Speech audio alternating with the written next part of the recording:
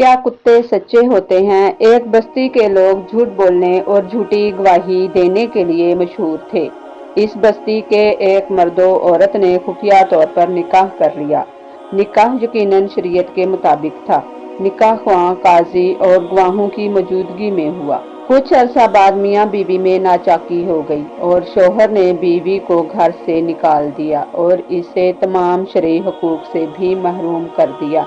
खातून शहर के काजी के पास मुकदमा लेकर गई और बताया कि शौहर ने घर से निकाल दिया है। काजी ने कहा, तुम्हारे इस निकाह की तो किसी को खबर ही नहीं। खातून ने कहा, जनाब हमारा निकाह बिल्कुल शरीयत के ऐन मुताबिक हुआ। काजी ने पूछा, कोई गवाह है?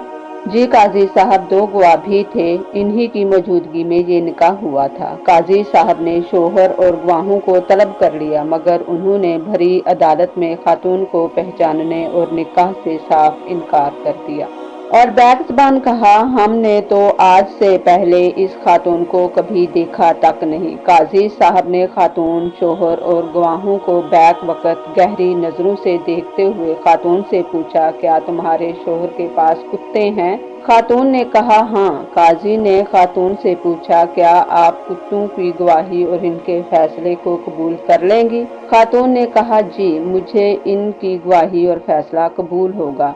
काजी ने हुक्म दिया कि खातून को इस शख्स के घर ले जाया जाए। अगर वो इस खातून को देखकर अजनबी जानकर भौंकने लगे तो ये औरत झूठी है, और अगर वो कुत्ते खातून को देखकर घर का फर्द समझकर खुश हों और इसका इस्तकबाल करें तो खातून का दावा दुरुस्त है और शौहर और गवाह झूठे हैं और ये खातून घर की मालकन है। ये हुक्म जारी करते ही काजी और अदालत में मौजूद लोगों ने शौहर और गवाहों की तरफ देखना शुरू कर दिया, जिनके चेहरे झूठ पकड़े जाने के खौफ से पीले पड़ गए थे और जिस्म कपकपाने लगे थे। फैसला तो हो चुका था कि कौन सच्चा और कौन झूठा है।